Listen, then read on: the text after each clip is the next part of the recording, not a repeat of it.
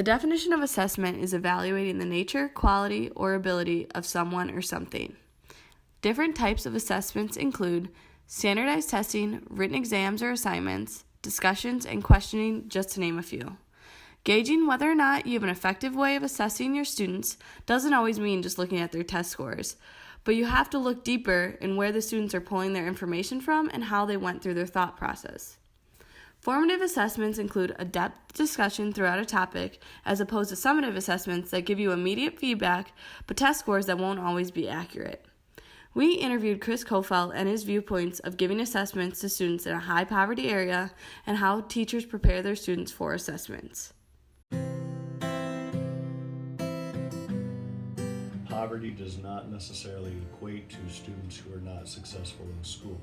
And so what we try to do and what we focus on is how do we take care of and make sure that we've got structures in place for kids in the classroom that might mitigate any of the effects of poverty so that we can see what their learning is, so that we can have them demonstrate what their growth and learning is, so that we can actually see what their growth and what their potential for growth is throughout the school year. And I think that assessment can and should be an important part of what any school system does, if it's the right type of assessment and if it's used in the right type of way. One of the worst things I think that we can do is to take the 2 weeks right before a test and say we're going to stop our learning so that we can prepare for the test. Because what you're saying is the test is, or the assessment is outside of and different from everything else that we're doing. When in fact, what we should be looking at is what is it that we want kids to learn? How are we going to assess that? And then what the assessment does is it measures how well we've done in helping them learn whatever that goal, whatever that objective is.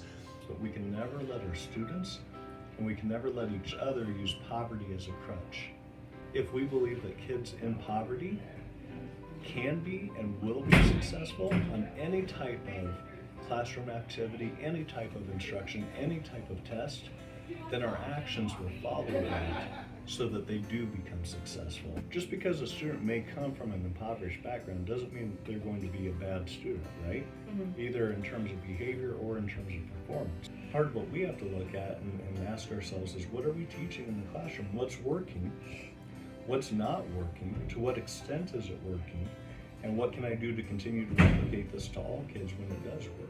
As educators, really be careful about overgeneralizing, hyperbole, and just having a student be defined by their background and look to see what works to help that child succeed and accomplish things in the classroom regardless of what their background may be.